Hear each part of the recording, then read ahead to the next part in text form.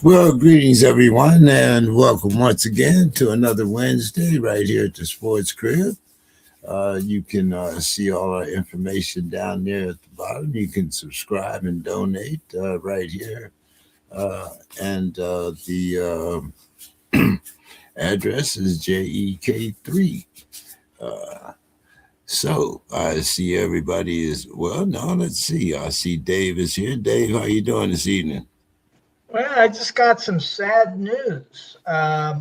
Mike Wagner passed away. Oh, Four-time ring winner with the Steelers, safety. He was just 76, which I don't consider too old. But I just saw the news that they put it out on Steelers made an announcement saying, Rest in peace, man. That's yeah, we are deeply saddened by the passing of Mike Wagner, a tremendous player and an integral part of some of the most successful teams in Pittsburgh Steelers history. Mike played a key role on our championship teams of the 1970s as a member of four Super Bowl winning teams. His toughness and consistency were paramount to our secondary. His contributions on the field were significant, but it was also his steady presence and team first mentality that truly defined him. On behalf of the entire Pittsburgh Steelers organization, we extend our heartfelt condolences to Mike's family.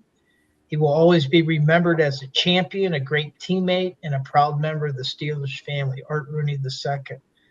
So yeah, I just literally just in the last few minutes heard that, and he worked in banking after his career, and actually what one of my a friend of Sue's worked with him, and he would come to games all the time. I met him several times in the parking lot.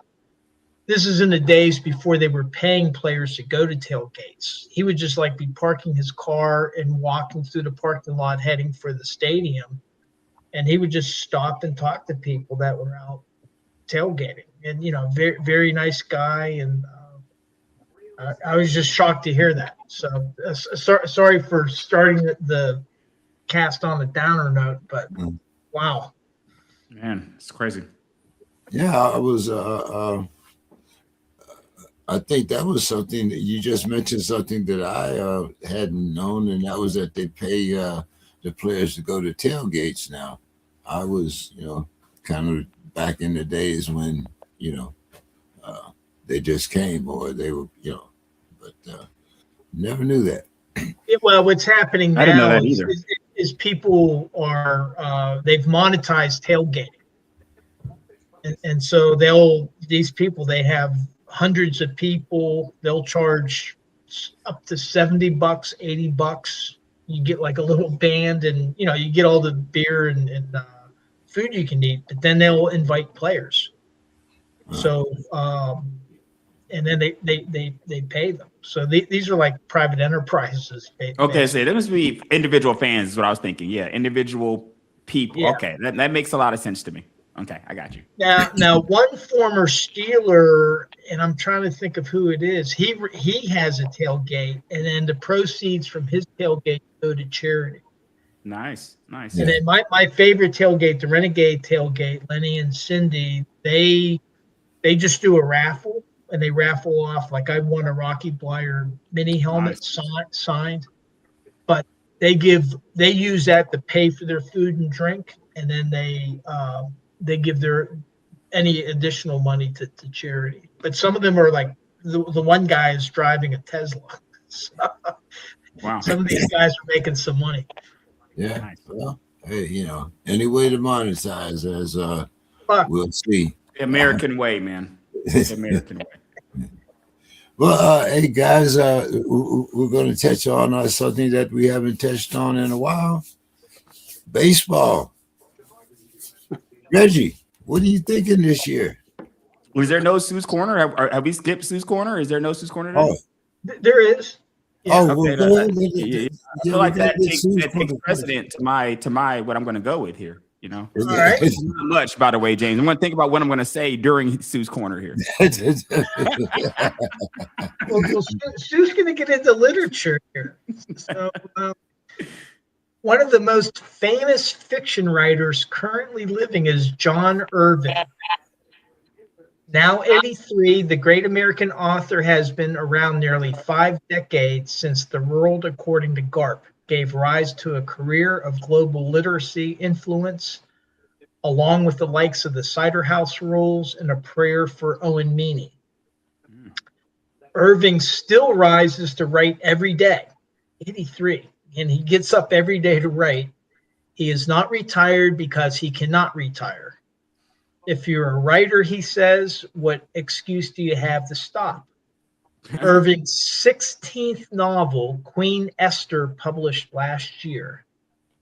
But what John is most proud of these days is having 2 of his grandchildren competing in the Olympics for the U.S., and that's Burke and Svea Irving, who are both free ski half-pipe athletes. Irving can't attend the Olympics due to health reasons, but he texts them often and tells them how proud he is of them. For example, a recent text told him that making the Olympics, as Burke did in 2022, is incredible, but making the Olympics together as siblings, that's a storybook, one that should be cherished. The note told Burke and Svea that everything they've accomplished is a byproduct of ambition and focus colliding into a perfect storm of realized talent. They read that they should be proud of that, and that their grandfather wished he could be in Italy to see them compete. He said he was in awe of who they are and what they do. Irving himself was a wrestler for Pitt and the University of Iowa back in the 1960s and had dreams of being an Olympian himself, but admittedly was not very good. So that was not to be. But his son Brendan pursued skiing instead at college and met his wife, who was also a skier, and they settled in Winter Park, Colorado, where their children had the opportunity to develop into world-class skiers. Irving will be up at 1:30 a.m. to watch Burke do his first run on Thursday, and Svea will be a little later that morning. So that's in a few hours. As Irving compares their crafts, he says they always had it. They were willing to block out all the distractions and do it again and again and again. Repetition, I've always thought, if nothing else, writing and rewriting is a dedication to a repetitive process. Any craft, any sport, the more you repeat it, the better you get at it, but you have to do it. Sage advice from Irving. And the thing I would add is maybe the NFL should follow suit, because, he's talking about honing your craft through repetition, through practice. And what has the NFL done all these years with all these CBAs? They've reduced the amount of practice that they do. Mm-hmm. So, but I think that's a pretty cool Sue's Corner there. Nice. Yeah. Nice. Well, Reg, you've had a little time to think. I think you and I was very happy. That was one of the longer Sue's Corner. It gave me a little bit of time to look up some things, come up with a couple things here, and I was able to get some things together. I'm very happy for that, Dave. Thank you, Dave and Sue, for that. My team with the Braves, we're just hoping that we don't suck this year. That's what we're hoping. Because when last year, it was a little bit of an off year for us in the sense that we weren't winning, and we've just maybe it's like the Steelers in Pittsburgh. In Atlanta, we are used to the Braves winning games, and we expect to win games with the Braves. So when the Braves are not winning, it's like a problem for us. Like we don't know what to do. It's like in Bama after we lost a game and we're ready to just close the whole program down. Like after one game loss, we're ready to get rid of this thing. And it's kind of like I'm hoping that we get some of our key players back. We had some health issues last year. I'm hoping that those kind of take care of themselves and kind of see where we go from here, because this is uncharted territory. I'm hoping that it was just a fluke year for us and we're right back at it this upcoming year. Okay. Don, Rangers or Astros? I think the Rangers will have a better season just because I think the Astros are kind of like reloading, even though they did make some acquisitions. But I'll know more when the season starts. I mean, baseball.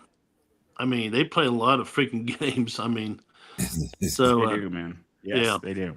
I remember one year. I think Reggie can help me out. One year, Atlanta won like 15 straight back in the 80s. I think 83, 84. And they didn't make the playoffs. So, I mean, that's baseball's a weird game. So, Yeah, man. But I'm kind of pulling for the Rangers this year. I think they're looking good. All right. Dave, what's our pirate story here? Well, maybe, just maybe, the owner is actually spending some money. So he went out and he got some hitters. They've needed lumber. Ironically, as small, one of the smaller markets, they're one of the most profitable teams. But that's because the owner doesn't spend any money. But he's got some pitchers around: Paul Skeens, Bubba Chandler, and Ashcraft, and I think Brandon Ashcraft. He's getting some hitters. And it looks like the team is going to be improved. Now, they have not had a winning season since 2018. So I'll go out. I'm going to say that they go 82-80 this year. Wow. Well, you calling the breaking of the drought is what you're calling. You're breaking the drought this upcoming year. You're doing. I mean, because if you got a talent as long as they stay healthy, especially Skeens and some of these guys. But if they stay healthy, and they've put some assets around Skeens, he has enough talent where maybe they break 500 for the first time since 2018. Do they have any talent on that team that kind of that's near Skeens' talent, or is he kind of like far and above more talented than any other person on that team?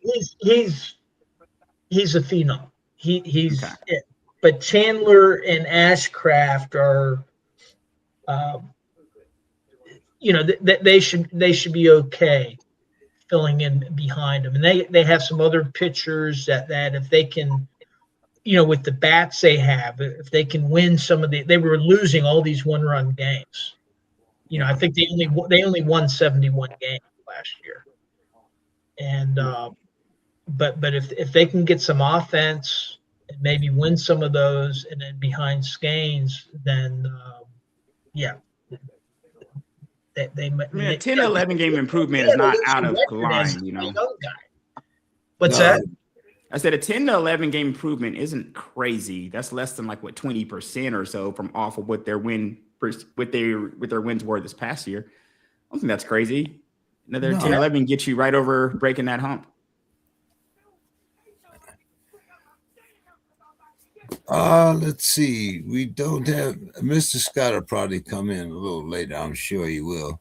But guys, interesting statement from Mark Cuban. Mark Cuban says that the NBA should embrace tanking for the I don't know about that, man. Come on, man. To improve the fans' experience. Reg, you seem to have something to say here. It doesn't seem like it makes sense to me, because if you're going to tank, so that means, or if you're going to tell me that you're going to embrace tanking, what that tells me is you're not going to play your players. That's the only way that you can embrace tanking. You're going to have to sit your players, sit them early. Are the fans going to have special ticket prices for when you're tanking? I want to know that if I go and take my daughter to a game, that the individuals that are advertised to play might actually play the game, or I would never have came. I would never brought her out. We would have never chose that date to go. We would have never, you see what I'm saying? All that stuff that kind of goes, it's easy for these guys that go to 80 games or 40 games to say, hey, we're just going to sit a couple guys, but you're there for 40 of them. So I understand why you would say that. If you're Mark Cuban or somebody that's sitting on the floor seats all this time, I get what you're saying. But how are you going to have a product, which I think is what the NBA suffers from now, is you don't know who's playing. You don't know who's playing on any given night. And with football, this would be a big issue. Let's say that I remember when Bijan wasn't played or was played for a quarter or so, and there was a whole investigation behind it. because they were trying to figure out why is Bijan not playing? We weren't told he was injured. Why is he not playing? In basketball, they could just sit you. They could just sit you down, and maybe they deal with a fine or something, but there's not significant repercussions for holding out star players that people are paying their hard money to come and see. And I don't know how they fix that, or not having those players available would help the fan experience, But I'm embarrassed to say that he's from Pittsburgh. It's embarrassing. I mean, he just, I don't watch the NBA at all, so I don't really have any comments other than to say that's not attracting me to come watch NBA. And I don't watch NBA now. And you wouldn't know who you're watching, me to come watch. but Don, when Mark was the majority owner of the Mavericks, they were fined $600,000 when they got the rights to Jokic. Yep. Yeah, Mark Cuban is a complex individual. I'll just leave it there. Hey, but I do think the Mavericks were under a much better regime when he was the majority. Yeah, I agree. I think that the Mavericks were a better team when he owned them, for sure. Yeah. So let's see. Don, do you still follow the Spurs without Pop?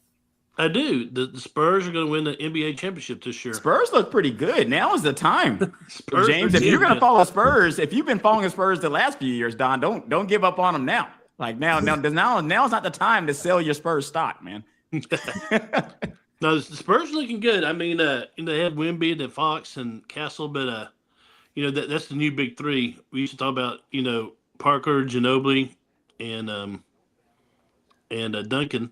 But now we got another big three, so we'll see how it goes. But they're very talented. They're young. I mean, they're young. Yeah, very that's young. what it is, Very man. young. They're young. The same timeline, those guys. The problem the Spurs are going to have, and I don't know if it's going to be a problem yet. It could be, is if one of these guys decides to pull a Kawhi Leonard, where he just doesn't want to be a Spur. He wants to go to California and he just sits down. Yeah, sits it. Yeah, but in the past, the Spurs front office they've been real good about picking guys of high character, who want to win. Is RC still there?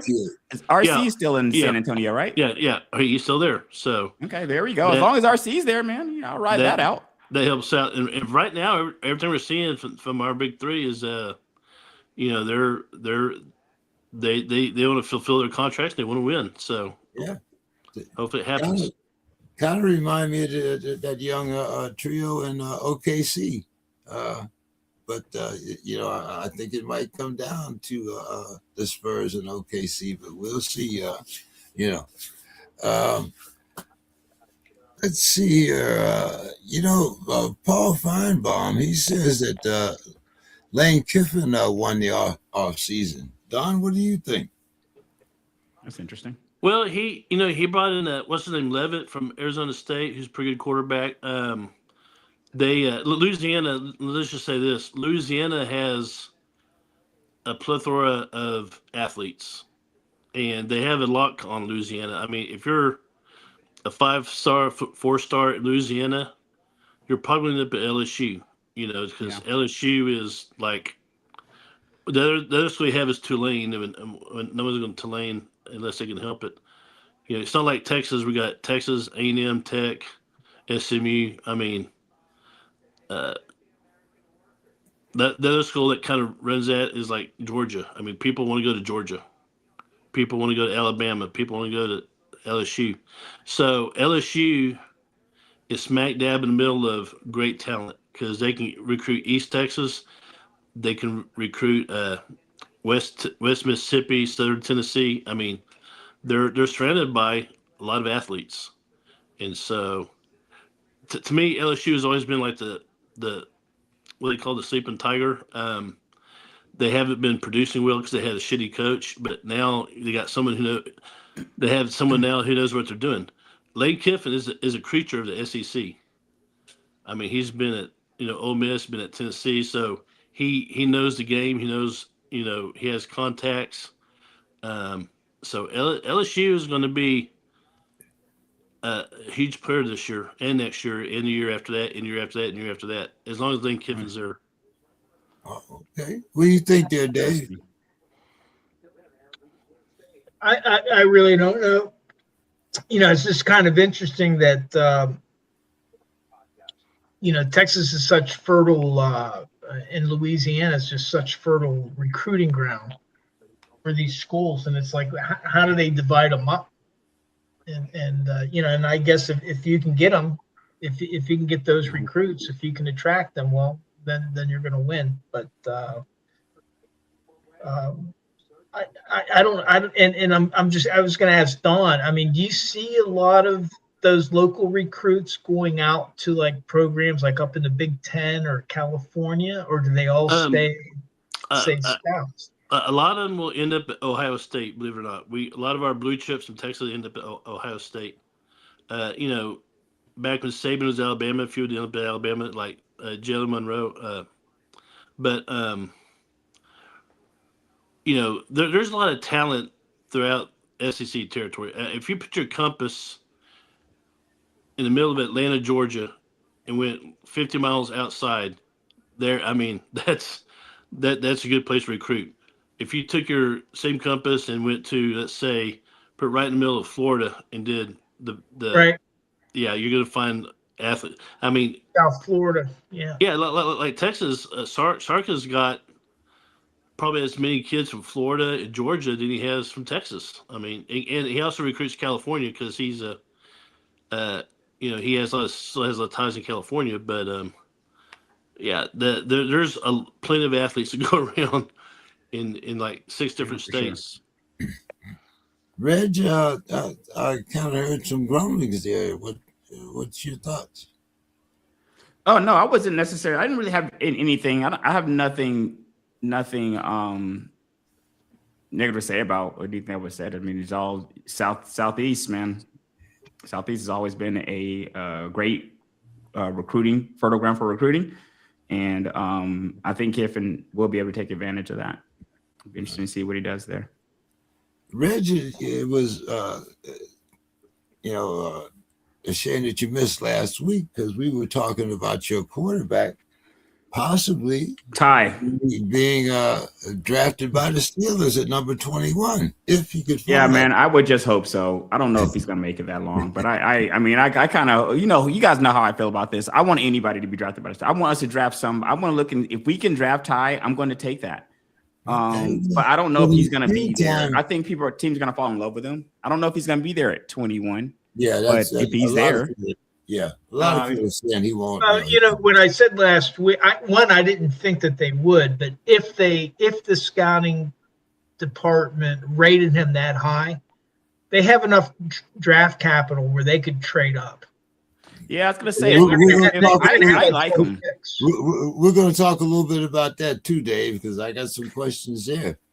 I wouldn't necessarily mind that situation like that. As far as for Bama, I'm definitely sad because I felt like our season turned around instantaneously when he became the starter, and I talked about that throughout the season.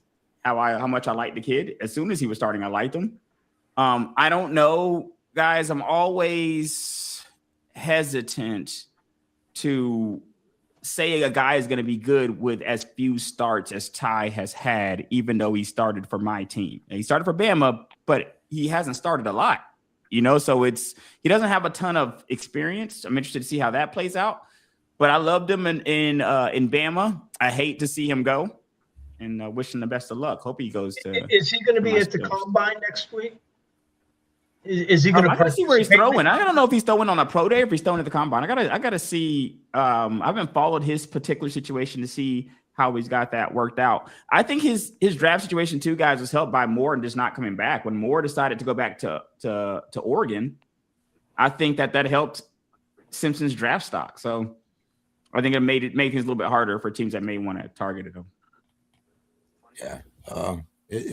I think it is doubtful that he'll fall to 21, but look. Stranger things have happened, guys. I mean, it could. There's still a process that needs to play out between now and then. where teams, but I feel like usually the process that plays out is teams falling in love more with quarterbacks versus the opposite. So we'll see. Okay. Don, is it college playoffs or bust for Texas this year? Oh yeah.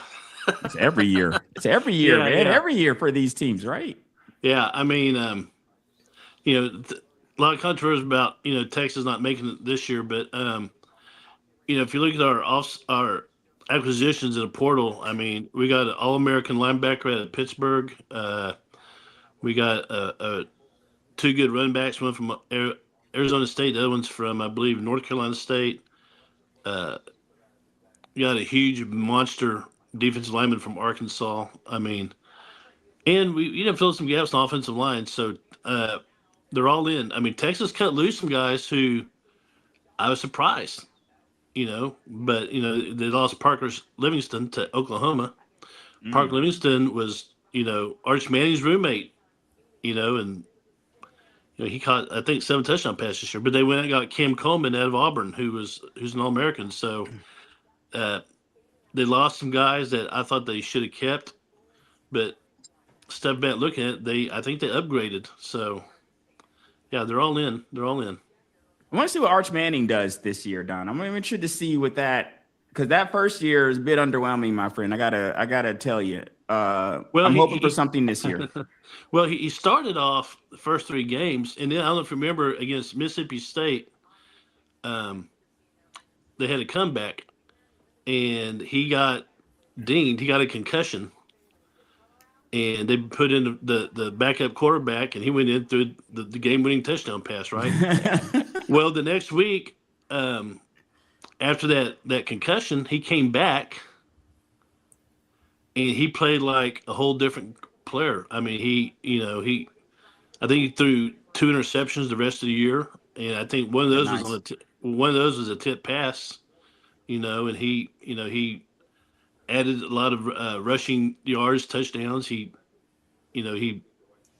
had, I think, a 60-yarder against A&M, and then against Michigan, he had a 40-yarder run. So, I mean, he came to his own after that concussion. So maybe that knocked some sense into him. That's what you were going to say. He said he got some sense knocked into him, and now he's back playing the way that we thought. I mean, nice to have another Manning in the league.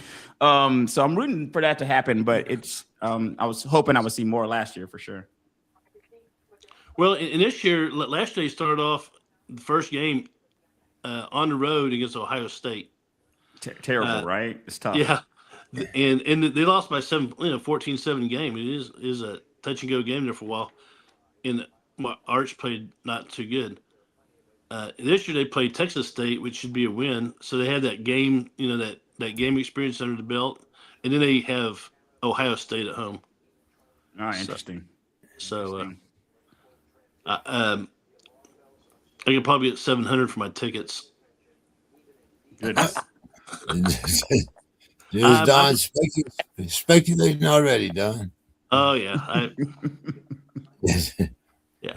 No, I'm gonna take my wife to the game and let her see what the game against Ohio State would be like. That'd be a good game. It's gonna be nice. It's gonna be a madhouse in there. Yeah. Road trip to Oklahoma in the future? No, we play that game in Dallas every year. If I can help it, I'll never set foot in Oklahoma ever again. Yeah, that was a definitive and quick no there, Don. I was gonna draw attention to how fast that no was. I don't know if he finished the question. Solid. He's not going to Oklahoma. Don loves the roads in Oklahoma, and he enjoys driving on them. Yeah, the only way I might get to Oklahoma is some of my buddies from high school. They want to go to the WinStar Casino on the Choctaw Reservation. Wow, on the reservation. And the thing is, once you cross the Red River, it's like a mile on the right. So I might be able to hold my nose and do that. We'll see. Well, then you're not in Oklahoma if you're on a reservation, right? Well, yeah, still. I mean, that's actually works in your favor, actually, Don. I mean, to be honest. I'll go back 19th century and call it Indian Territory.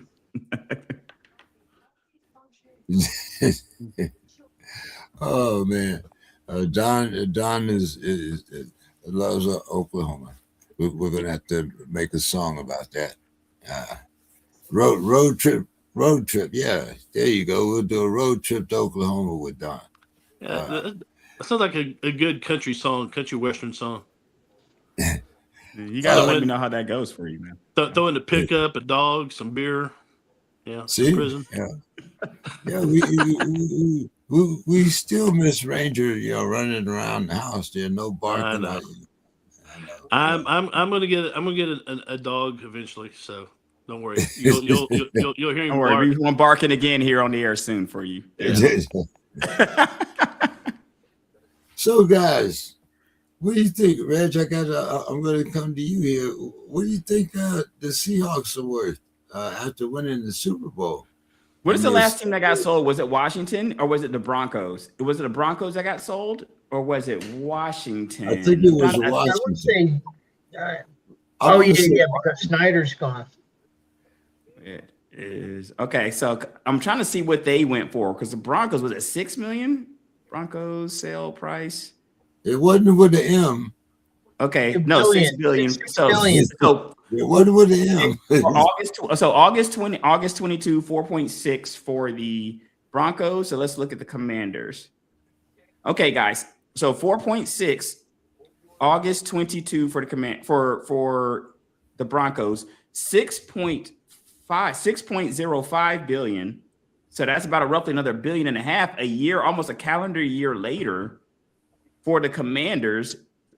Is that a market situation? That's interesting to me that a calendar year later, the Commanders go for $1 billion, almost $1.5 billion more. Washington was one of the most had the biggest assets. It was one of the larger teams money wise. And that was one that also Magic Johnson is in that ownership group with Josh Harris. Okay, so $6 billion. Right. Okay. So what's interesting about that, guys, is kind of thinking about those things. What assets are tied into the sale? Like when you're looking at the Seahawks, is it just the team? Are there other assets that are tied into that? Because as a team, if you're just going just records and teams, guys, I don't necessarily this is an estate sale because the original owner died. So this is an estate sale basically. So what are they selling though? Or are they selling the stadium too, or are they selling just the team? Or do you know? I don't think they own the stadium. Because like for example, with the Steelers, there's like it's a separate organization. Now they have to do two different deals.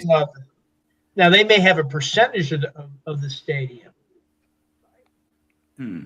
So guys, if you have to think at least the $5 to $6 billion. All right, if we're looking at in the middle range, because 4.6 for the Broncos, 6.05 for the Commanders. If you go in the middle around 5, at least for the Seahawks, I feel like the Seahawks have a claim because they just won the Super Bowl. But I think if you look at the legacy of the Commanders and the history of the Redskins and the Commanders and Washington, it's a lot of history there, from legacy team wise, those championships, all the stuff that kind of comes with that.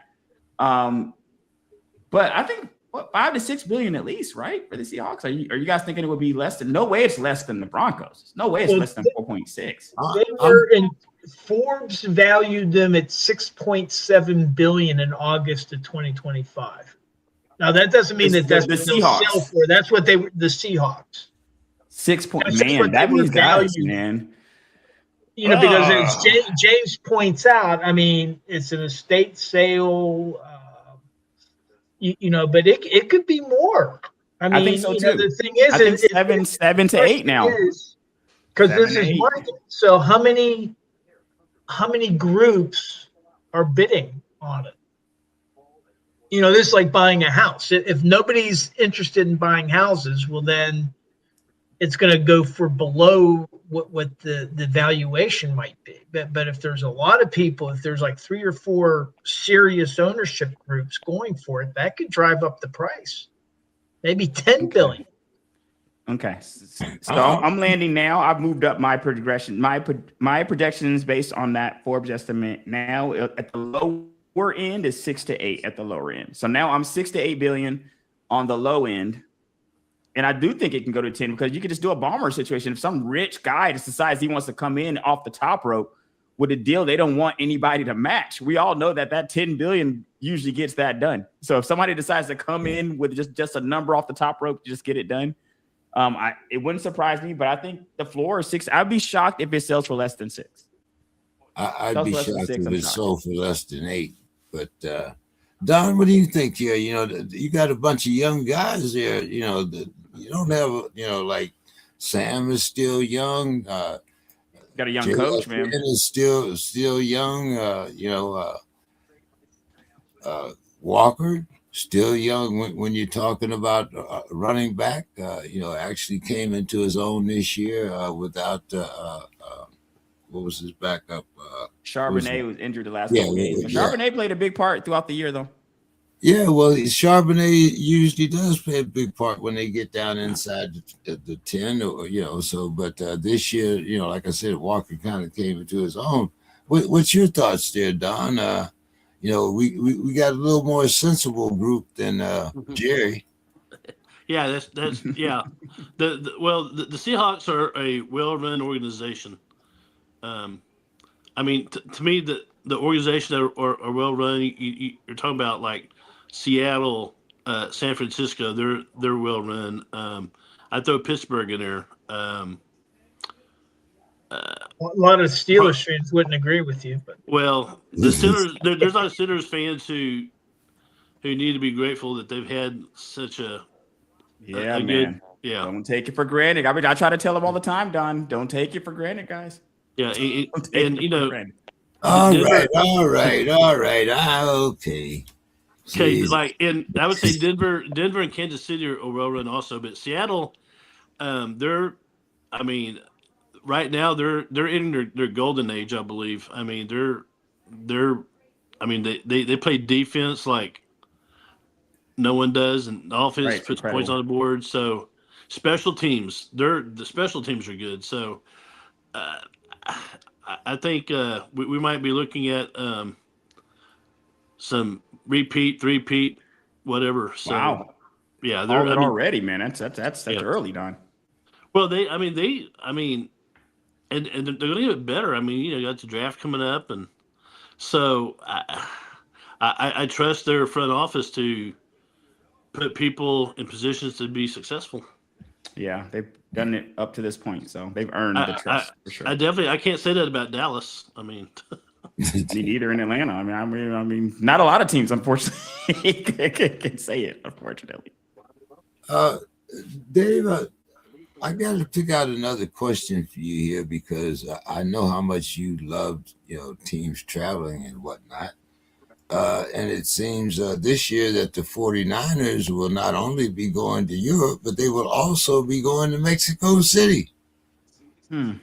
Mexico City, you can just jump on the plane and, it's not like it's going all the way to Europe, but it does involve travel and time zone change and whatnot. What's your thoughts here? I think this is the first team that we've known that's going to be having 2 overseas games. Well, Minnesota did it last year, but they were both close together, London and Dublin. Yeah, for sure. In this case, you're going to 2 different continents. You're going. Mexico is still North America technically. Maybe that's the way they're justifying it. But this is part of the NFL's plan. I think that they eventually want to have every team to have an international game. Well, Kraft says he wants it. Yeah, that's what Kraft wants. And part of the strategy is to attract fans. Because when I went to Dublin, the thing that surprised me was there was a lot of Steeler fans there, but they weren't all from Pittsburgh. I was meeting Germans, English, Italians, and it was like, so what they're trying to do is by getting more exposure overseas, they're hoping to create bigger fan bases. And Mexico has huge fans club, like 49ers have a big fan base. Steelers are big there. Cowboys are of course big there, but there's other teams that you wouldn't think would be big in Mexico that are. And so the challenge to me for them is it's going to be. I don't think the players are very happy. I think it was it Zach Banner? He just tweeted out that he asked 60 NFL players if they like playing international games. 56 out of the 60 said no. They don't like it, because one is and Don knows this, as good as anybody, but football players are creatures of habit. You get in your routine preparing for the game. Now, as soon as you're going overseas, all those routines are thrown out the window. And you got to truncate your practice week. Then you have to adjust. You're moving your whole. If it's your home game, well, now you have like a home stadium, but not necessarily the home fans. And so I think it's going to be a growing process, but they're going to, just like going to the 18-game season, they're going to continue going down this path, because in order for the NFL to grow, they've probably pretty much saturated the American market. Well, the way to grow is to grow it outside of the country. Unfortunately, I think where it's going to hurt is the product. An 18-game season is going to hurt the product. It's going to dilute the product. More international games are going to dilute the product. Now, that said, the next time the Steelers have an international game, I want to go, because Dublin would be experience. So I'm being hypocritical, I admit it. Yeah, I was gonna say, you just bashed the system, and then you just were the first person to sign up for the system at the same time, Dave. And so and that's where I think the NFL has I don't think that the players are enthusiastic about it, but depending on the owners, they don't necessarily want to lose their home games, because then you lose that home revenue. But for some of the away teams or some of the teams that aren't attracting so many people, well, yeah, let's go. Don, what do you think here? I agree with that as well. Well, I understand the desire to have an international game. I get it. I don't really like it because, I don't have to get up at 5 a.m. to watch a game. I mean, For sure. because it's always some weird ass time that I have to get up. Now the games in Mexico or even Canada or anywhere in the Western Hemisphere, that's not a big problem. But when you start talking about Europe and Asia, now we got problems. I'm surprised American football hasn't caught on in Australia, because Australians are very. I mean, if Texans were a country, They're playing in Australia this year. That's good. They're playing in Melbourne. Okay, It begins. Some of our punters in college and NFL are from Australia. The pro kick, they call it. I was talking about how the Seahawks have such great special teams. Well, Michael Dixon, who went to UT, he's from Australia. I mean, he's one of the few guys I know he was the MVP of the Alamo Bowl his senior year. Who's ever heard of a punter being MVP of a bowl game? I haven't heard him being MVP of anything. Yeah, that's incredible. But he had what, three kicks within the he 5-yard line? Yeah, he had like 3 or 4 kicks inside the 5. Yeah. Reg, what's your thoughts here? 18 games, 32 teams, 32 countries. Man, I am ready for all of it. I think it's going to happen. I just think it's the inevitability, because when you look at one thing from traveling is looking at soccer. As I become a soccer fan through traveling, I never was really, but through traveling, I've become one. And I think that when you look at what the NBA has done, when you look at what MLB have done, when you look at the kind of international outreach that both of those organizations have, the NFL is behind in that aspect. They, as far as global adoption, and I think that has a lot to do to what it takes to play the game. You need a few things to play football versus playing basketball. Might just be a ball, or soccer, just a field and a ball or something like that. But I do think that the NFL can benefit from that. I think that maybe in conjunction with the 18-game season actually would have kind of helped the international situation, I think, to be honest with you. If you're going to lean into the 18-game season, I think now is the time to lean into an international situation as well. Like you might as well lean into them right around the same time so that you can maybe offset some of those concerns that they brought up. Because if I'm an owner and you tell me that I have 8 to 9 home games, I want 8 to 9 home games. I need those games from a revenue perspective. I need them to be at home. So maybe there's things they can work out. But when it comes to the games just being played overseas, I'm all for it. When you look at it, the Mexico City situation, Mexico City is closer to San Francisco than Atlanta is. So it's like it's actually a shorter flight to Mexico City than it is to Atlanta.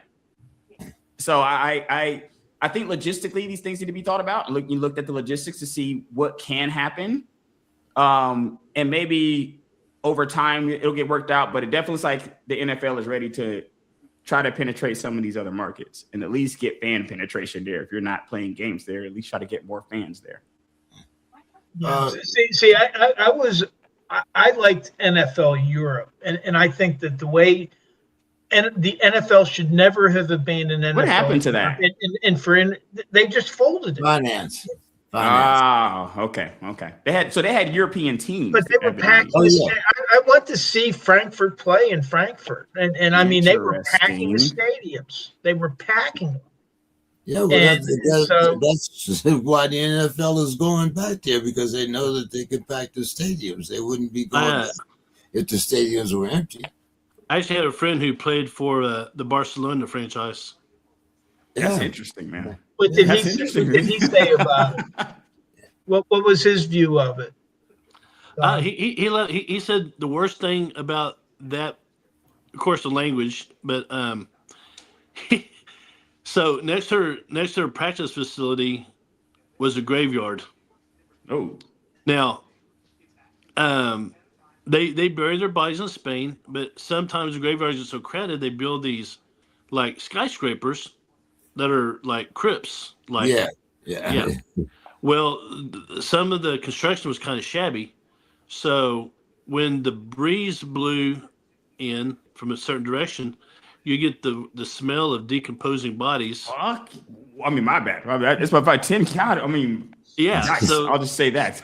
Imagine being on the football field in practice and the wind comes and you get the smell of death. Just like death, and just breathing through everything there. It's crazy. What was like? Were they getting big crowds there? I mean, Yeah, I mean, you can look at it on TV and see they were getting crowds. That's why people were surprised when they folded. I think the Spanish are a lot like, other Europeans. They may not understand the game, but it's exciting. You see a guy throw a 50-yard pass, or you see a guy run for, 60 yards, whatever, and you see people getting hit, and they're serving beer. Cerveza. Yeah. So you're going to get crowds for that because, hey, that's a good place to hang out, socialize.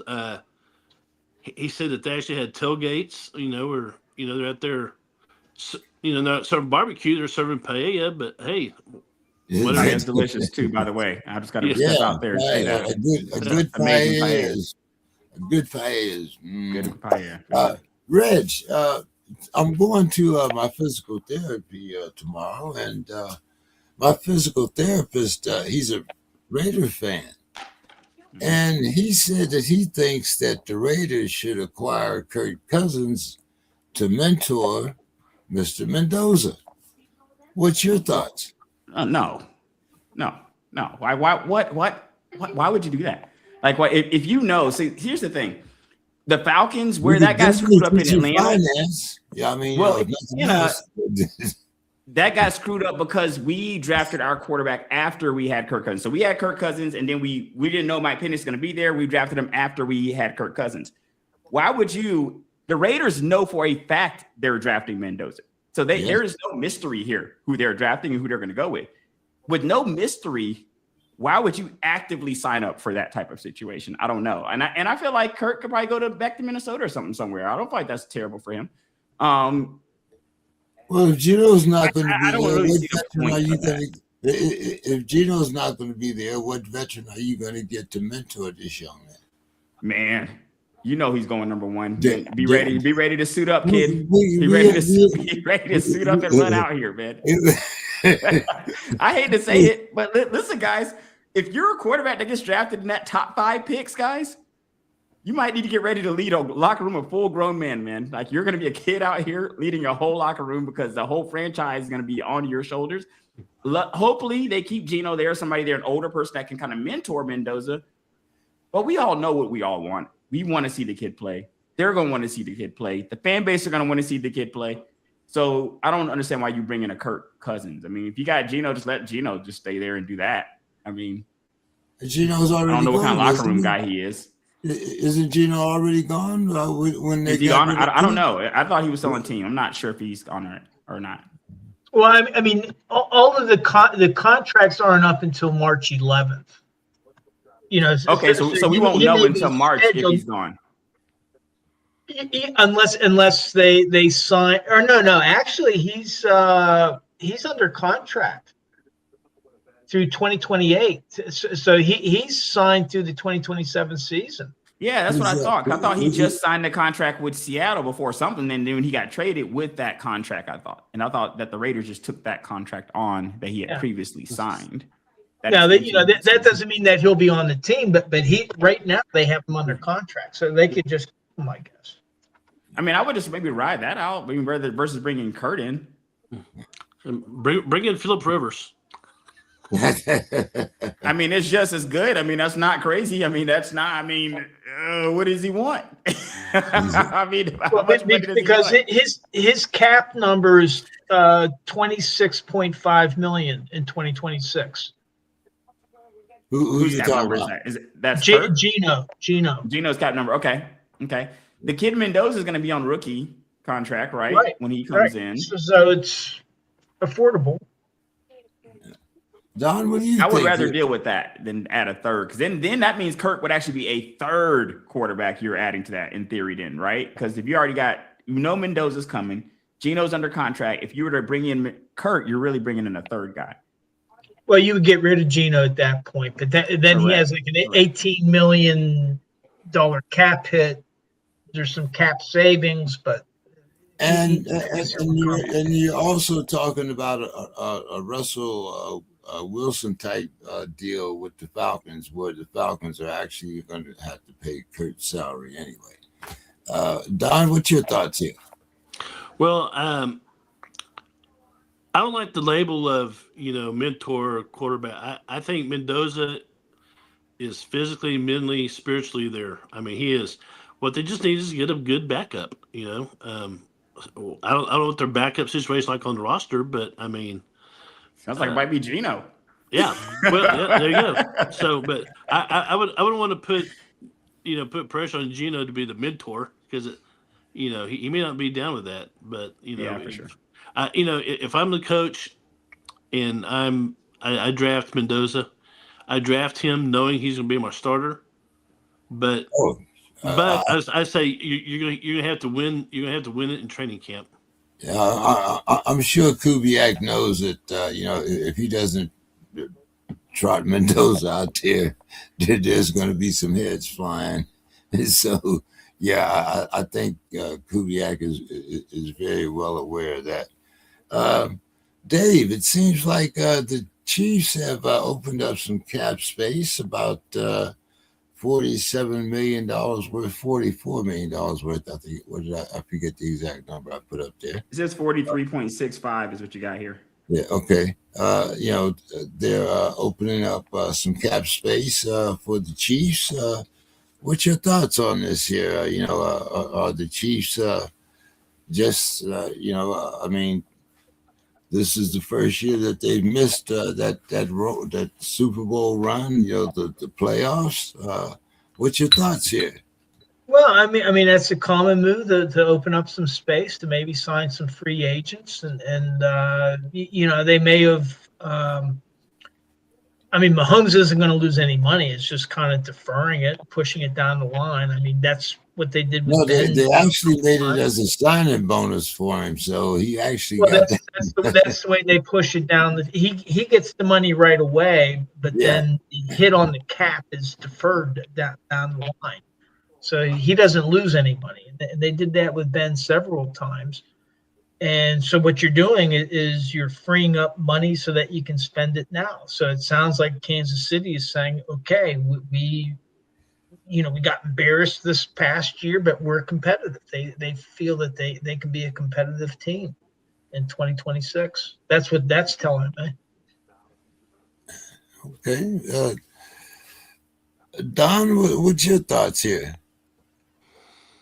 I think, well, I mean, Kansas City did what Kansas had to do, but I think it's kind of a signal that, like, I hate saying this because I love Mahomes, but I think it's still, hey, we're starting to prepare for the future.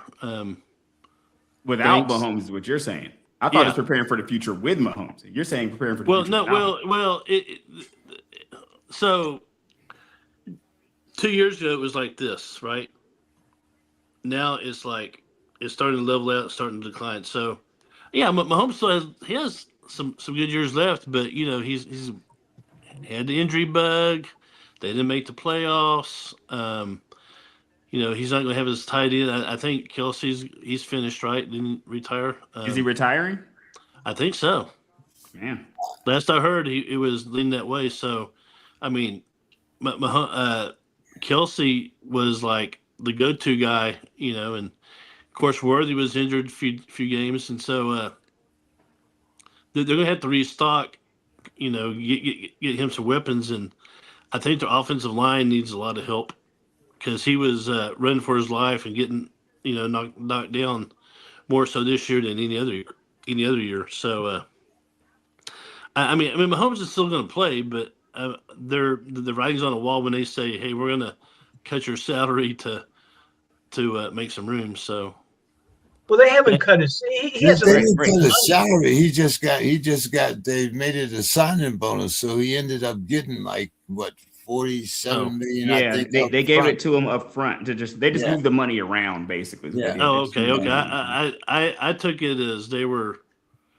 Oh no! I don't. Is there anybody that takes a salary cut nowadays? Yeah, well, listen, there will be 31 teams on the line to the Chiefs for Mr. Mahomes services if that was to be the case. Reg, I'm sorry. go ahead. I misunderstood the modus operandi, I guess. Yeah, and you know what? I just took a look at it. The Chiefs are in the red right now. They're 11.3 after the move million in the red. No, before the move. No, before the move. Okay. That's why they made move. So they're in bad cap shape right now. Mm. Yeah. So that'll ease things up for them, I'm sure. Yeah, and there's talk of of course easing it giving some other players too.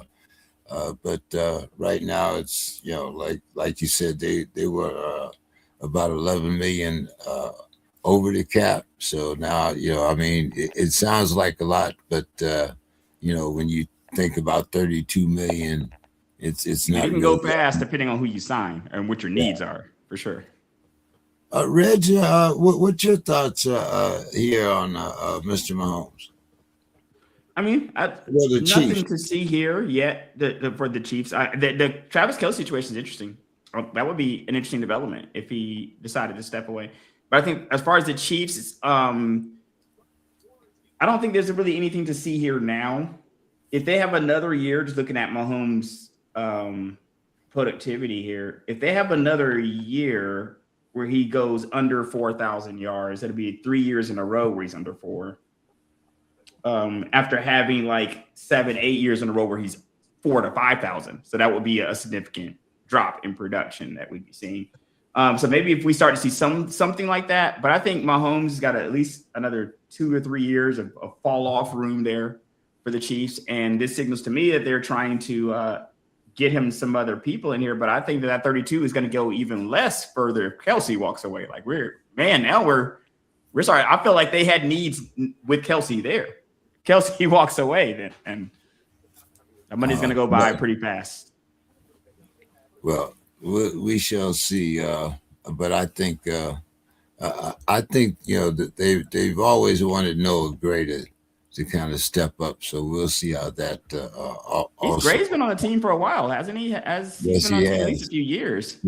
Mr. Scott comes on when we only got 2 more questions left, but that's okay. How you doing That's tonight? that's pretty Scott? typical behavior there from these guys in Minnesota, man. They come on right at the end, Hit and run.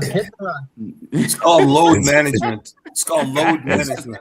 Oh, okay. You got to rest up, man. Rest up for these takes, man. I get it. Well, Mr. Scott, I'm gonna since you go come in, I'm gonna throw you right into the fire here. What do you think about Anthony Richardson and the Colts? Are they going to cut him? Are they going to trade him? Are they going to keep him? What's the deal here? I don't know. It's kind of interesting. I think he's got worked his way into a nice contract. So, he could be one of those salary cap casualties. A lot of teams looking for a quarterback. Personally, I don't really want a rapper to be my quarterback. I mean, I really don't, especially for big money. Is he a rapper? Like, does he rap? I don't know he was a rapper. Oh, yeah. He raps. I just didn't want him because he throws about 50%. I don't want him in Atlanta for that reason. I'm done for that. I'm just done for that, Yeah, he's not in much demand. So, I mean, if the other guy gets healthy again, David Jones, I think he's very expendable. Would he stay on as a backup? I think he's got a nice salary. So, we'll see. We certainly don't want him here. I mean, we don't need him, but they've been talking about they've been talking about us getting the world's tallest midget. There's a lot of talk about that. The world's tallest midget is going to the Jets, I believe. Good. Yeah, good. Well, good luck there. Good. So Reg, what's your thoughts here on Mr. Richardson? Are you asking me? The only one Reg on the panel here. Oh, I didn't. My bad. I didn't hear. I'm gonna second what Mr. Scott just said, and David's head shaking. No. That's what I think. I'm gonna agree with the rest of the panel. It's no, and I don't want a player whose completion percentage is sub 60 playing for the Steelers or for the Falcons. But when you add in the fact that a player is sub 60% and he's a rapper, like I didn't even know that part. That's now it's terrible. I absolutely don't want that because I'm in Atlanta. I absolutely don't want it. That might play big in Atlanta. Atlanta's, rappers. No, we don't. We need a quarterback. We don't need an entertainer, man. Like we just get a quarterback. He's still on his rookie contract. 2026 was the 4th year of his rookie contract, and he was due like $10 million or whatever. But he quit. I mean, why would you want a quarterback that quit in the middle of the game? I don't get. I mean, I'm sure some team will give him a flyer, but I won't be surprised. I don't remember. I didn't remember him quitting. Did he quit in the game? Yeah, he pulled himself out of the game. Oh, wow.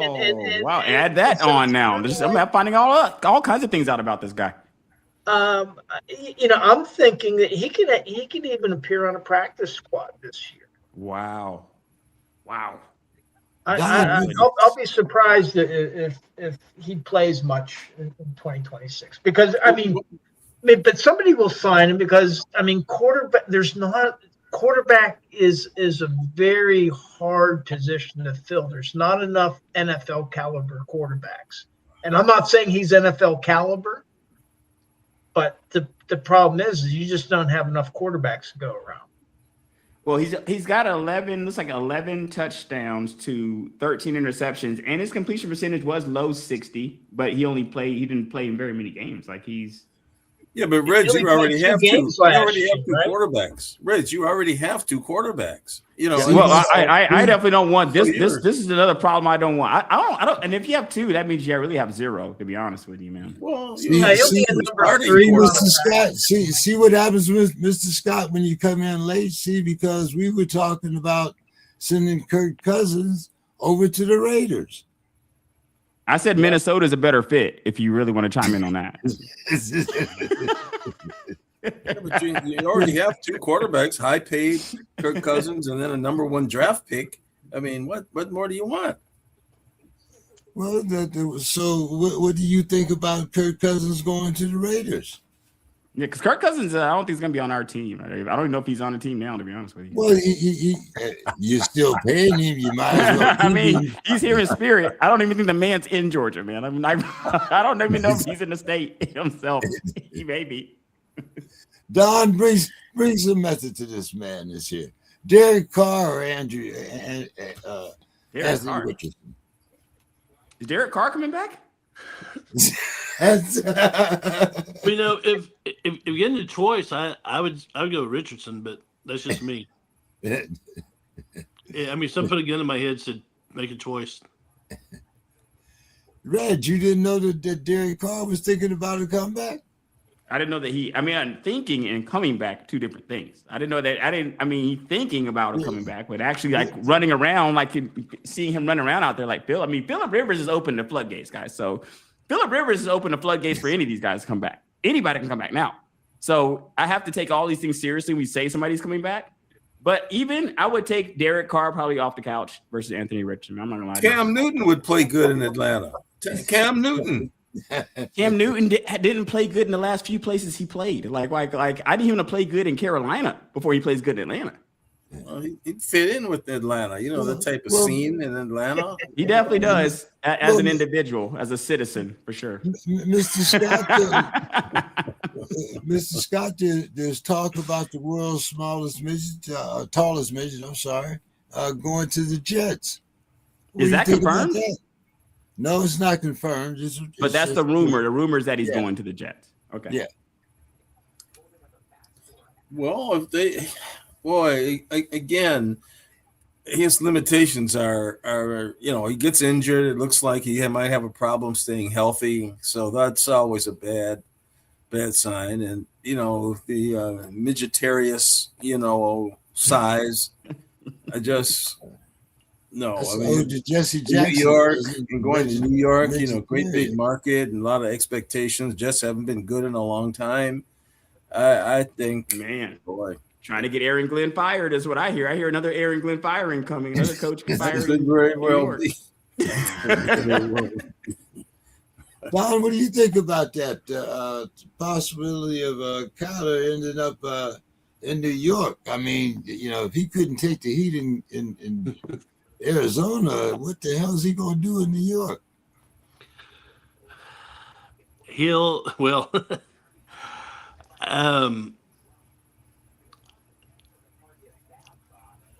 New York would be New York has a higher tax rate. Let's just put it that way.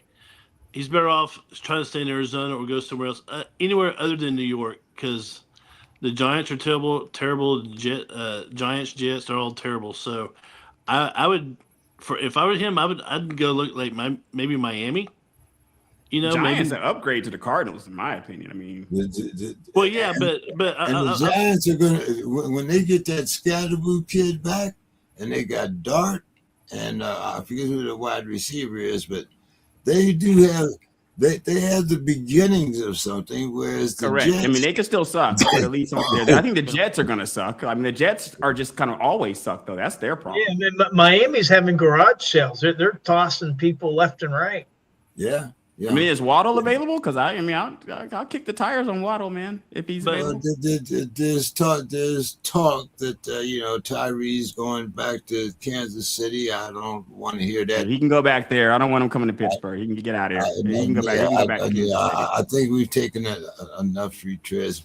But Dave, there's ESPN. Now they have a reporter, and he does these things every year about guys that maybe should move on. And this year, Adam Schwartz is picking Nick Harvick, saying that instead of him being sitting on the bench behind two players, that it's possible that Nick could go somewhere else and start, and not only that, could also maybe get a few draft picks. What's your thoughts here on Schwartz's proposal? Or is it Schwartz or Aaron Shat. Schwartz? I don't know where. Yeah, I don't know what the name Schatz. is. I think it's Schatz. Schatz. Aaron Schatz. My first suggestion is maybe he should start watching some Steeler games. Herbig played 60% of the snaps for the games that he played in. And so I don't know if this ESPN guy understands the need for depth, especially at the edge on defenses. So, you don't really have many defenders playing 100% of the snaps. And so, like in the case of Herbig, I think the total for all the defensive snaps was maybe 50 or 52% of the Steelers' snaps. And in those, he had 7.5 sacks. So I don't understand how he's getting 7.5 sacks if he's sitting on the bench. So maybe this ESPN guy should start watching some football. I think where he's right is that Herbig is a talented player. Now, is he perfect? No. I mean, there's the run defense and stuff. But when he's on the field, and last year they were doing things like having 3 of the edges on the field at the same time, and it's a nice piece to have. I think what the Steelers have to do, instead of shooting themselves on the foot and letting them go, is to try to sign him to an extension to his contract if they can. Now, Herbig, his agent, may be saying, hey, we need to test the market. Yeah, for sure. Because he may be able to get more money by doing that. But if I'm the Steelers, I'm doing what I can to maybe sign him to a 2 or 3 year deal to keep him beyond 2026. Okay. Mr. Scott, what are you going to do? What's the plan for this year? Are you going to get some new running backs? Is Jefferson staying? What's the rumors around town? I hear Kirk Cousins is available too, by the way. You want to add that into your line of questioning there. Know all about that. Yeah, know all about that. I don't really know. They got rid of the GM. And it was funny, the timing of that, because he was taking satisfied with him anyway, right? He was taking all kind of heat for the Sam Darnold thing. It's a Sam Darnold, man. Got him out of there. That's unfortunate. They just didn't want to wait till he actually won the Super Bowl to fire him. I mean, they got rid of him before then. And so they elevated somebody in the front office to take over the job. I don't know if they're going to even look for another GM. I don't know, because McCarthy, the coach, has a lot of power. What they do. And so McCarthy is just such a risk. I mean, he doesn't stay healthy. He just hasn't really shown a whole lot. He's got a lot of stuff around the team. I mean, he bought a lot of free agents. His draft has been terrible. So that's another thing that's hurting him. So I don't know. I mean, they're really talking about getting another veteran, another quarterback. So, I guess Cousins could be on the table. I wouldn't like to see that. And I think the fans would be a lot of booing. I don't think we want to see. We've seen that act. We've seen that. I mean, the last time you saw it, you guys were winning, though. Well, then he got hurt. He suffered the injury. And well, that's the same thing you're talking about, McCarthy. Yeah, I was going to say, your current guy is hurt. What's going on with your offensive line? Yeah. What's going on with the offensive line? These quarterbacks all getting banged up. Yeah, and they've had some injuries there with their offensive line and a lot of turnover. You got JJ there, man. You can't be wasting that. You got to get JJ the ball. JJ needs the ball. Boy, that's just not look. It's up in the air really right now what they're going to do. I really think they want to get a veteran quarterback, and I don't know who. They're even talking about your great ayahuasca. They're even talking about he wanted to come here. He wanted to come here before he went to Pittsburgh. So they're just making the rounds, man. If that would have happened, that would be hilarious. I hope he's back in Pittsburgh next year. Yeah, really. I mean, okay. as a mentor for Will Howard. See what Will Howard has.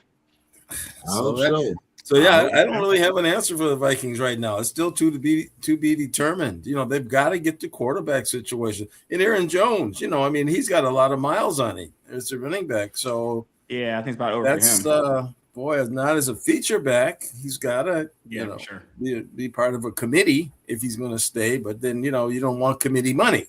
See, they don't, want the committee money. So then that's a concern too. So he's probably there's a lot of running backs on the free agent market, like Breece Hall from the Jets. I think he's going to be. I kick the tires on that if I was a few teams. Breece Hall's a talent, man. I don't know what his pass.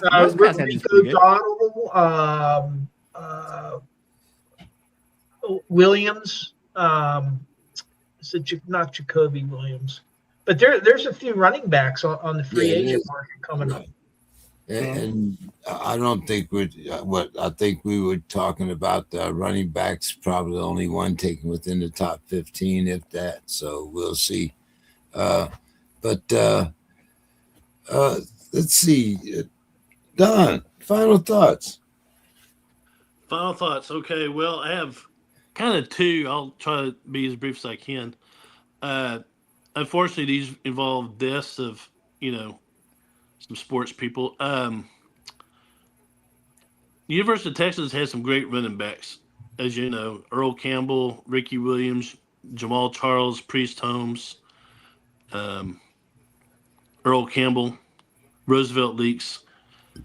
The first running back at the University of Texas to have 3 consecutive 1,000-yard seasons was a guy named Chris Gilbert. He played in the 60s, late 60s. He was the first running back to gain 1,000 yards running out of the wishbone formation, which was invented by Emory Ballard, who was offensive coordinator for Darrell Royal.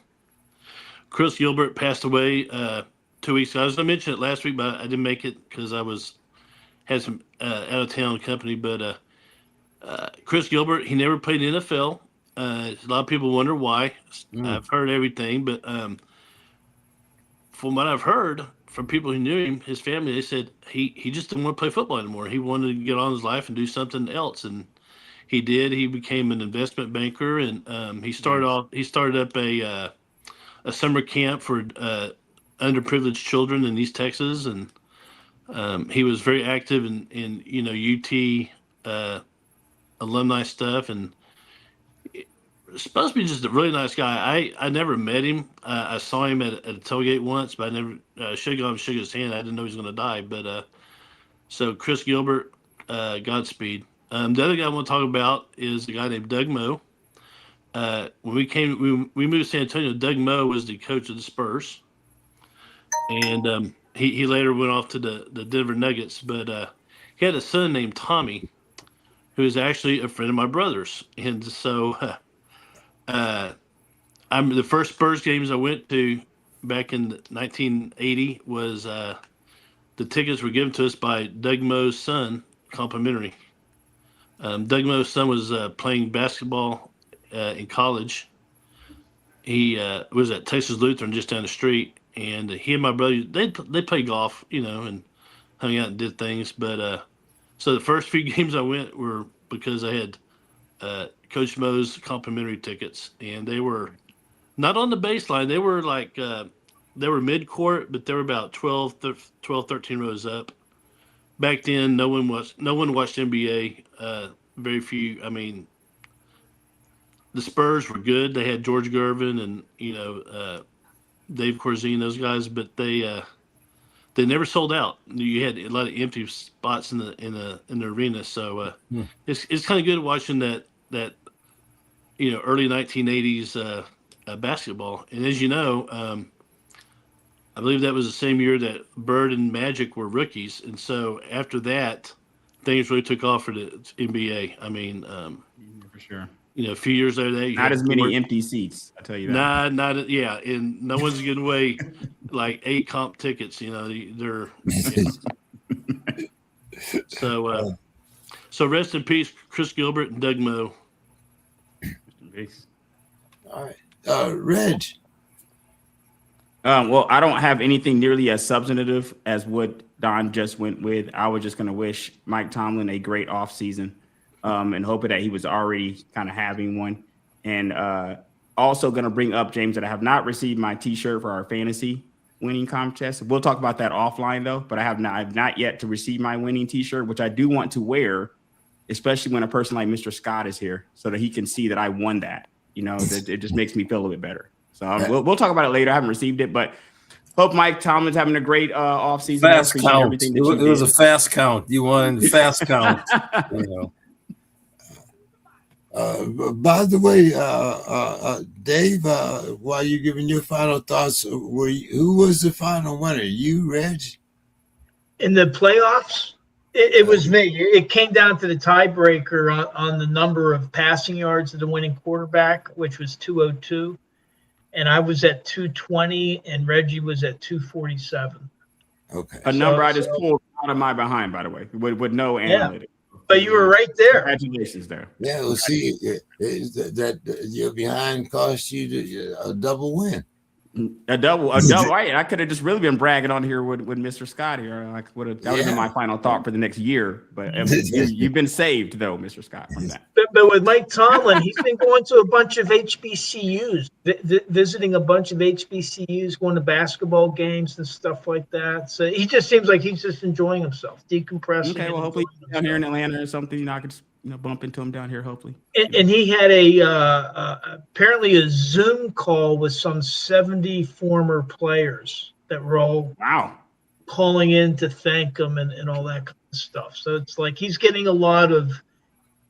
There's not not much publicity about it, but I think a lot of the players are, reaching out to him. Did anybody grill him about why he quit? Did anybody grill him? No, I think it was more like an appreciation. We want an answer. Did anybody say we would really like to know why are you walking away at this time?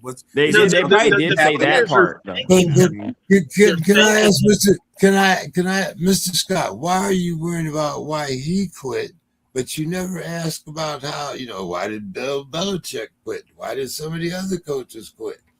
I think you just have a thing for Mr. Tomlin. Yeah, it seemed like there's some Mike Tomlin hate here. I felt a little bit. I didn't want to be the one to say it, but since you opened the door here, I mean, we could just go for another hour here. Like, we should just start this whole show over again.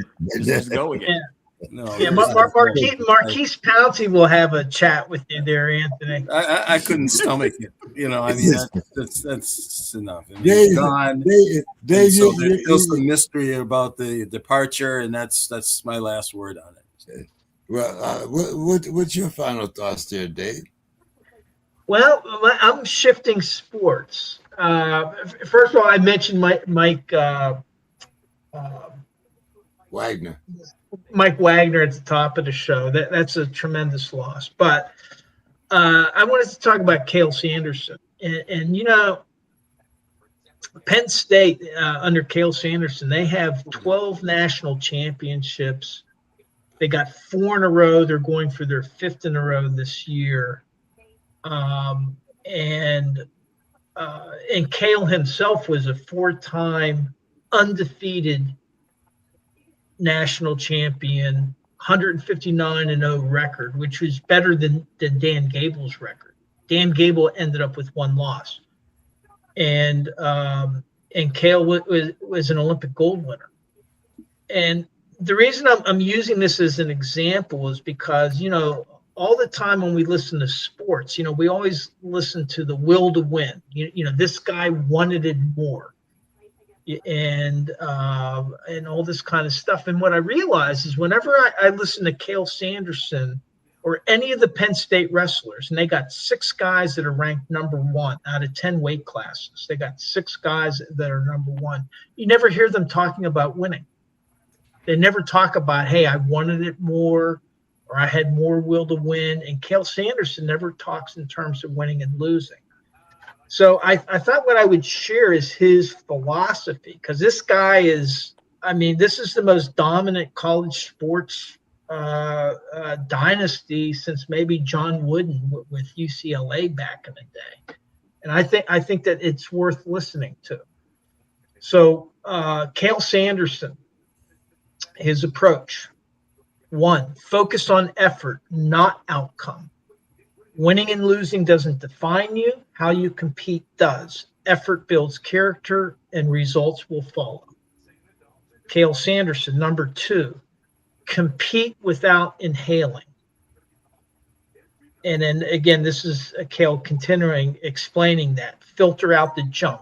Bad food, toxic news, toxic noise, even fan praise. Protect what you feed your body and mind. Point 3, pressure is a privilege. He doesn't hide his guys from it. He prepares them. If there wasn't a lot at stake, why would we even do this? Point 4, lead without ego. Calm, humble, faith-driven. Humility isn't optional. It's essential. And I'll add an aside to this. Cale Sanderson will pick up the broom and clean out the locker room himself. And what that reminds me of is the New Zealand All Blacks. They do the same thing. They're like the best rugby program ever, and their players, they have clean up their locker rooms after themselves for the custodial staff. And that's where the humility comes in, because they're all part of the same team. Wrestle with purpose. And he's talking about having discipline, selflessness, consistency on the mat, make you better off of it. And then he says, no shortcuts. You can be good with shortcuts, but greatness demands every inch. And then finally, keep perspective. Win or lose, life moves on. And this is Cale talking. Sometimes not winning is the greatest blessing. You just don't see it yet. So when his guys lose a match, like if they're upset in a big match, you won't see him yelling and screaming at all. He never does. And this kind of reminds me of Mike Tomlin, to Anthony's bringing up Mike Tomlin. But Cale Sanderson, his success is he's using this is the way you live your life, the way you approach your sport. And he's created these multiple national champions, team championships, and they don't talk in terms of winning or losing or what the outcome is. You know, we need to have this. It doesn't talk that way. And it's all about the effort that you put in. So I just, for me, I just found it very inspiring. You know, it's because it's more than just sports. It's the way you live your life. And for Anthony, that's why all these players, you know, where the Mike Tomlin may have lost a lot of the Steelers fans that were booing him, but he never lost the locker room. And that's why you got like 70 players reaching out to him for a Zoom call to thank that man. Because Mike Tomlin meant more to those guys than just winning, trying to win or not or losing a game. He meant something to them in their lives. And that's what Cale Sanderson has done. And I think that his philosophy is, to me, is very powerful. So those are my last words for tonight. Mr. Scott, take us home here.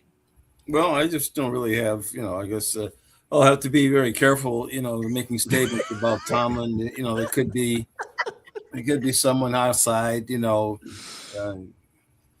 masked man or something, break my legs or something. Man. Yeah, you never know. So, well, I've made my thoughts.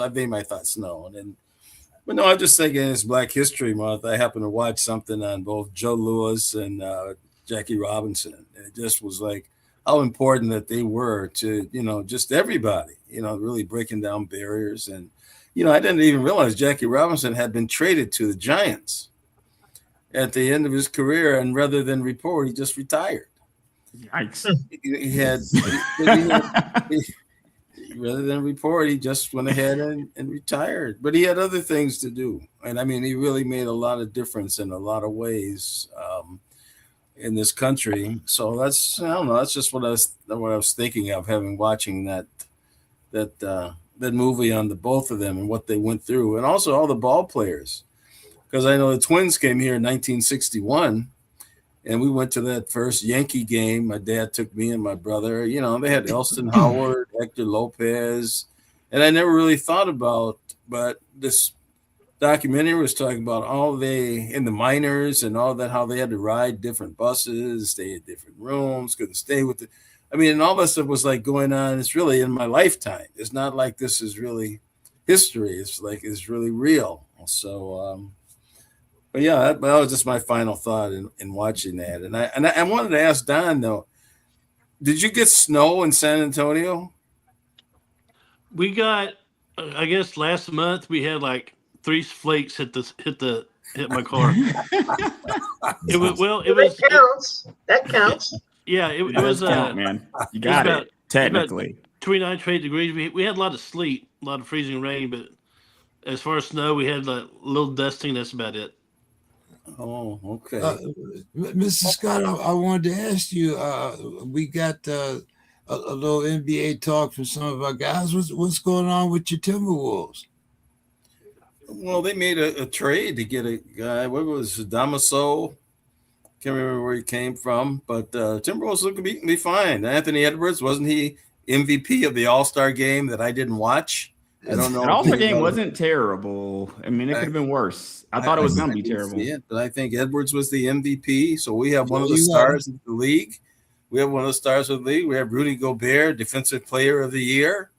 Who you hated on for years, by the way. Like I was on this show those years, those Rudy Gobert hate years that you had. That when you guys got him. I mean, you seem to love him now. I mean, I don't know what happened, but now you love the guy. Well, it's he grew up. This is the thing. See, the man from Atlanta, he's trying to strike back. He's doing the best I'm just saying, like I can remember 2 years ago. You know, you hating the guy. Well, he did Defensive Player of the Year. Defensive Player of the Year. I mean, so that's a true statement. I made that. So you come around now. I get it. Wolves are looking good. They got rid of Mike Conley, but they just brought him back. Yeah. Somehow this NBA stuff, how it works, you get traded. Mike Conley's like 40. Yeah, what is he going to do there? They trade you. They get him back in 2 days. Trade you to somebody else, and they pay you off. But when you get traded to somebody else, you can go back to where you came from. They never leave sometimes. Like sometimes they never move or go anywhere, really. Yeah, right. They never put on a uniform or go to a practice. It's just all on paper. So, but yeah, he's a good mentor to, Anthony Edwards was was very wanting him to come back because it was the locker room. He's very important. Okay. And I think the Timberwolves are going to make some noise this time. They've been to the finals the last 2 years. So I think this is the time to get over the hump. And I think these last 20 games, you'll see the Timberwolves. I'm not going to predict NBA title now, but I'm going to predict it's quite possible NBA title for the Timberwolves. I think Anthony Edwards is a transformational player. He's Jordan-like, and from Atlanta, by the way. I'm just going to throw that out there. Yeah, I know. My cousin keeps saying, "Yeah, he's going to come back." I just have to mention that. Well, why would he want to go to a losing team? That's the thing. Why would he want to go to Atlanta? Yeah, you're from there. It doesn't matter. I mean, we got rid of Trey now, man. We cleared it up. Trey's not around stinking the place up anymore. He can come down here. See, that's another one. He loved him when he was there. Then Trey was all world. We're there, but now he's gone. So. You want to mention your Twins real quick before we leave? Oh, nobody wants to hear that, man. Nobody wants to hear that. Yeah, the Twins are just, and they lost Pablo Lopez, Paul Larson, I call him. He's got a Tommy John thing. He had one like 10 years ago, and he warmed up like an inning in spring training, I think yesterday. And now he's out for the year. Oh, yikes. He's out for the year. That's terrible. Yeah, out for the year already.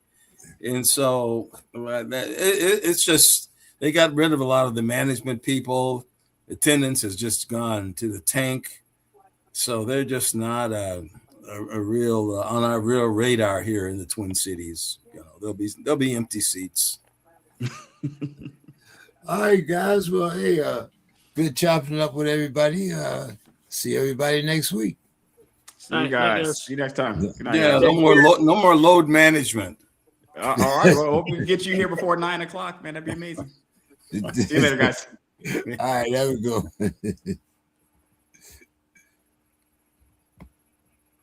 Were you off now? No, it's still on.